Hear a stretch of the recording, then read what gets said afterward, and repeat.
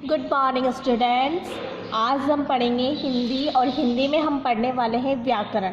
यानी कि आज हम हिंदी व्याकरण पढ़ेंगे और हिंदी व्याकरण में हम पढ़ेंगे पार्ट 3 और पार्ट 3 में हम पढ़ने वाले हैं वो है मात्राएं। यानी कि आज हम मात्राओं के बारे में पढ़ेंगे कि मात्राएं क्या होती हैं और वह किस तरीके से लगती हैं। तो आज हम उनके बारे में पढ़ेंगे। तो स्टूडेंट्स हम सबसे पहले पढ़ेंगे मात्रा की परिभाषा की मात्रा की परिभाषा क्या होती है। जब स्वर अपना रूप बदलकर व्यंजनों के साथ मिलते हैं तो उनका यह बदला हुआ रूप मात्रा कहलाता है। यानी कि जब स्वर अपना रूप बदलकर व्यंजन के साथ मिलते हैं तो उनका यह बदला हुआ रूप क्या कहलाता है? मात्राएं कहलाती हैं। उदाहरण देखो स्टूडेंट्स, ई और यहाँ पर दिया हुआ है क। अगर क में हम लोगों ने छोटी की मात्रा को लगा दिया तो वो क्या हो गया? छोटी की, यानी कि की। इसी तरीके से स्टूडेंट्स यहाँ पर दी हुई है बड़ी ई। अगर इस बड़ी ई को हम लोगों ने ख में बड़ी ई की मात्रा को जोड़ दिया तो ये क्या हो गया? खी। इसी तरीके से स्टूडेंट नेक्स्ट देखो, स्वरों का रूप मात्राओं में निम्न प्रकार जाता है। वो किस तरीके से जाता है स्टूडेंट्स? आज हम यहाँ पर पढ़ने वाले हैं। इधर दिया हुआ है, इस साइड आपको दिया हुआ है यहाँ पर स्वर और इस साइड दिया हुआ है मात्राएं। तो यहाँ स्वर हैं अ, आ, ई, उ, री, ए, ऐ, ओ, औ। ओके, और यहाँ पर दी हुई है मात्राएं। तो स्टूडेंट्स अ की कोई मात्रा नहीं होती है। आ की मात्रा इस तरीके से होती है। ई छोटी ई की मात्रा, बड़ी की मात्रा, छोटा ऊ, बड़ा ऊ, री, ए, आई, ओ, औ। इसी तरीके से स्टूडेंट्स ये यहाँ तक दिया हुआ है।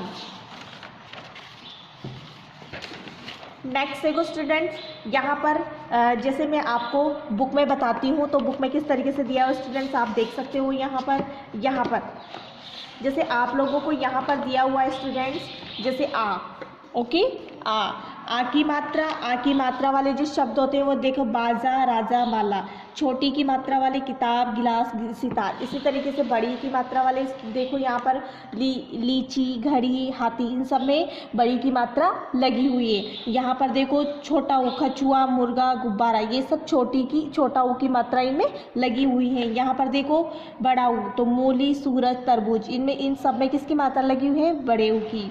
इसी तरीके से स्टूडेंट्स यहाँ पर री देखो, री की मात्रा जैसे मृग, गृह, वृक्ष। इन सब में री की मात्रा लगी हुई है।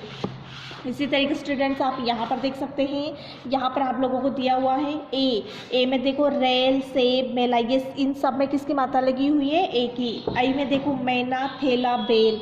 इन सब में किसकी मात्रा लगी हुई है? ए की। इसी तरीके से ओ, आई की। इसी तरीके से आप यहाँ पर देखो ओ की मात्रा, जैसे जोकर, तोता, मोर। इन सब में ओ की मात्रा लगी हुई है।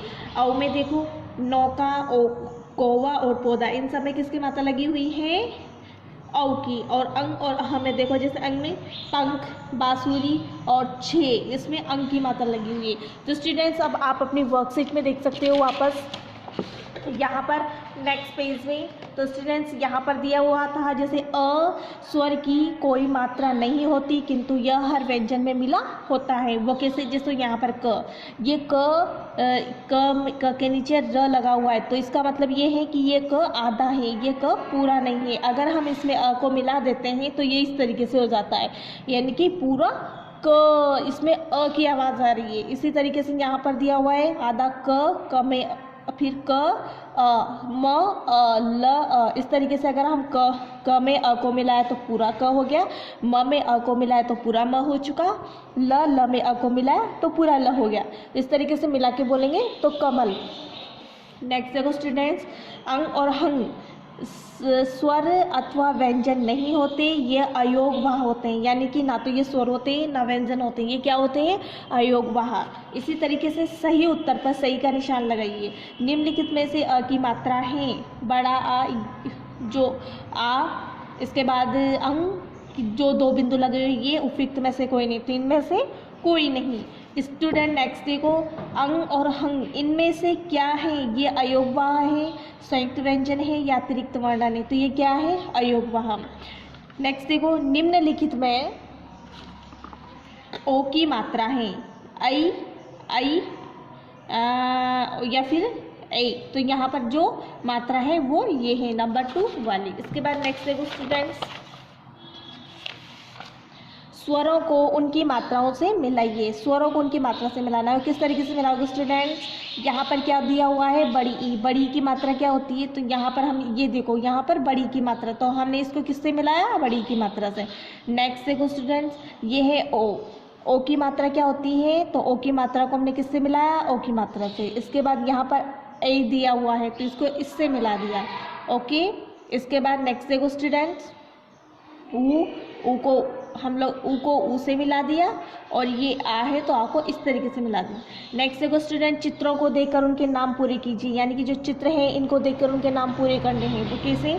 यहाँ पे सू और ज दिया हुआ है, यहाँ पर ये र नहीं है, ये हम लोग इसको अब लिखेंगे, या फिर तो यहाँ पर ये दिया हुआ है तो ये हमने जो र है इसको सू और र ज तो कंप्लीट कर दिया हमने इसमें। यहाँ पर गु आपको अपनी वर्कशीट में ये इस तरीके से मिलेगा स्टूडेंट, ब बारा, यानी कि जो ये चित्र है इसको देख करके आप लोगों को यहाँ पर पूरा नेम इसका लिखना है, पूरा नाम। तो किस तरीके लिखो?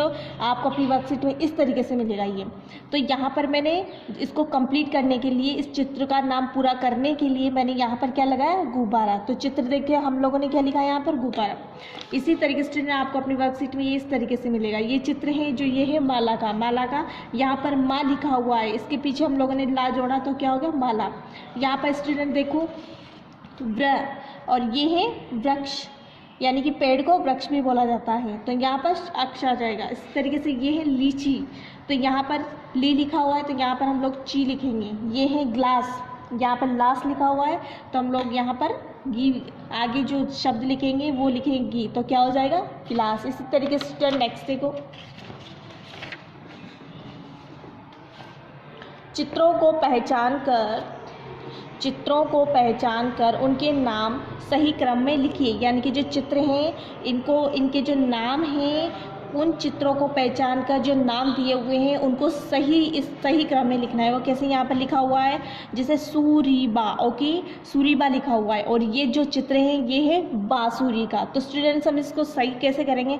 जैसे बांसुरी, तो हम लोगों ने यहाँ पे क्या लिखा? बांसुरी। इसी तरीके से स्टूडेंट्स ये जो चित्र है वो है सेब का, और यहाँ पर लिखा हुआ है बसें, तो हम इसको सही करने के लिए सेब, तो सेब लिख दिया। इसी तरीके से स्टूडेंट्स यहाँ पर देखो जो ये चित्र है ये दिया हुआ है मछली का, ओके, मछली का जो चित्र है, और यहाँ पर लिखा हुआ है लीछम, ओके।